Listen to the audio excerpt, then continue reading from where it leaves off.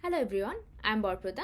I am presenting our recent work towards formalizing spuriousness of biased datasets using partial information decomposition, which got accepted at TMLR. In this work, we propose a novel measure of spuriousness to determine the quality of any dataset before extensive training, using an emerging body of work in information theory called partial information decomposition.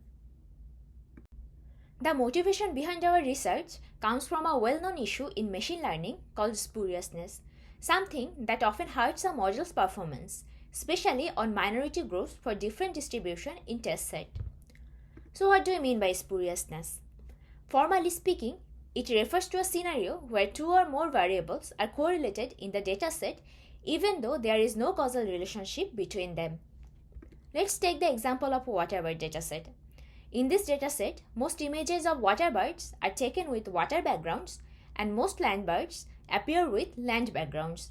This creates two small minority groups, land birds with water background and waterbirds with land background. When we train a deep learning model on this data, it tends to pick up on the background features rather than focusing on the actual bird features. As a result, the model performs well on the majority groups but struggles significantly on those minority groups. The challenge here is that we usually realize a dataset is spurious after training a model and observing the results, which can be computationally expensive for most of the time. This leads us to our research question. Given a dataset and a known split of core and spurious features, can we quantify its spuriousness before any training takes place? To tackle our research question, we turn to a concept from information theory called partial information decomposition, or PID for short. Before getting into our contribution, let's briefly talk about what PID is.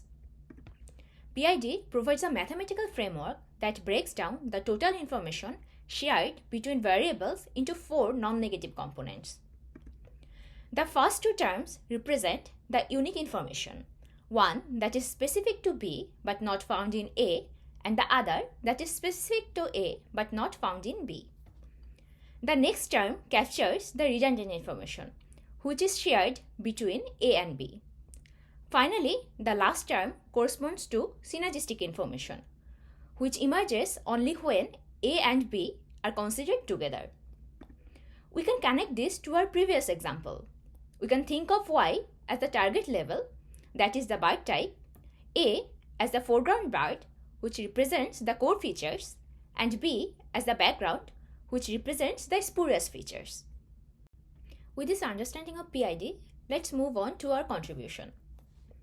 Our main contribution is to propose a novel measure of spuriousness of a dataset using PID. We arrive at this measure systematically by examining several candidate measures and demonstrating what they capture and mesh through intuitive canonical examples and counterexamples. Further, we characterize the nature of spuriousness of a given dataset using PID. For practical implementation, we also design an explainability framework based on an autoencoder that jointly handles dimensionality reduction and clustering, and eventually estimates our proposed measure. Finally, we observe interesting empirical relationships between our proposed measure and post-training generalization metrics such as O-score accuracy across a wide range of datasets, including both image and tabular data. Now, let's look at the theoretical side. We introduce two propositions that help us formally characterize and measure spuriousness of a dataset given core and spurious split. Intuitively, proposition 1 explains how the total predictive power of the core and spurious features can be separated, allowing us to understand how each contributes to the final model prediction. Here, the terms corresponding to unique information capture that is unique in one feature and cannot be obtained from another.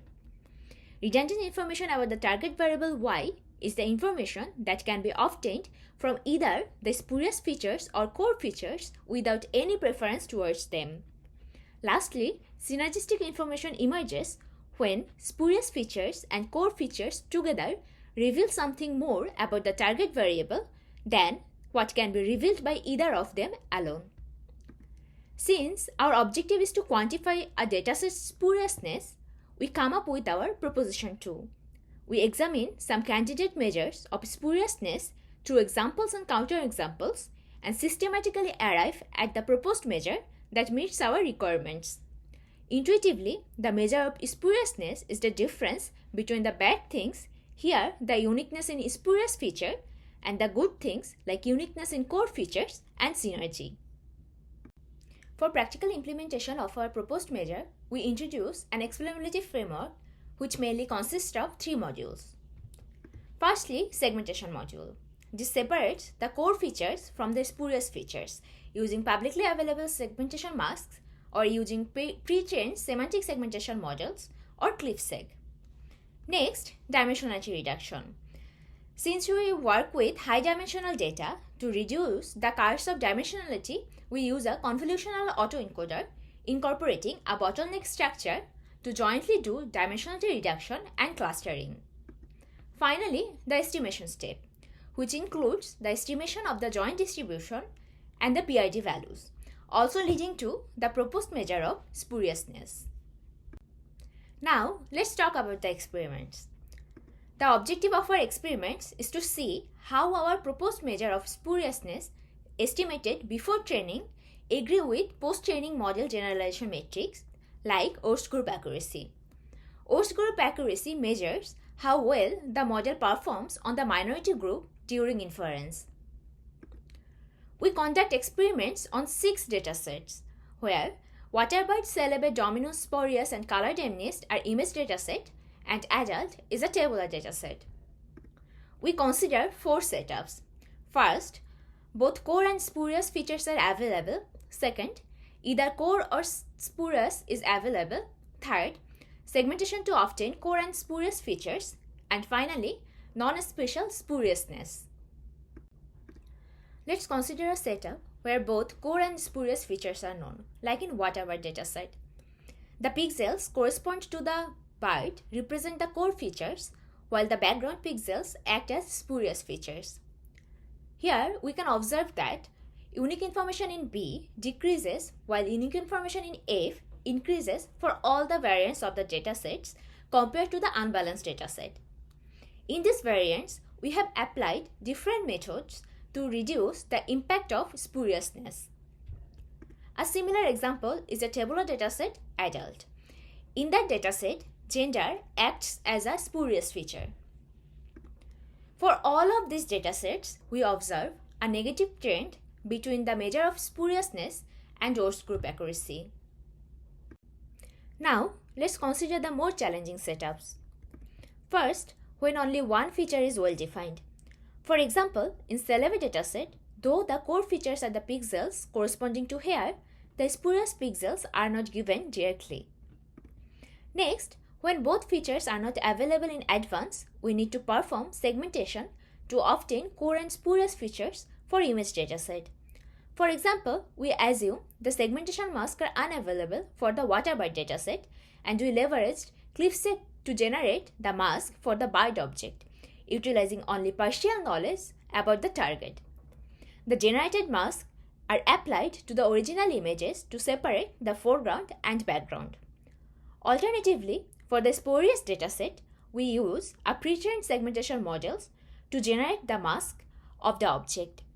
Finally, we also consider non-spatial spuriousness, like spuriousness in colored MNIST, where the color of the digits is spuriously correlated with the target level. For all of these setups, we observe a consistent negative correlation between the spuriousness measure and Ost group accuracy. We also observe the GradCam images to visualize where the model gives more importance. For the unbalanced Waterbird dataset, the model adds more focus to the background, while in the other variants, the foreground gets more importance. So in conclusion, we have proposed a novel measure of spuriousness using PID. For estimating that, we have introduced an autoencoder-based explainability framework.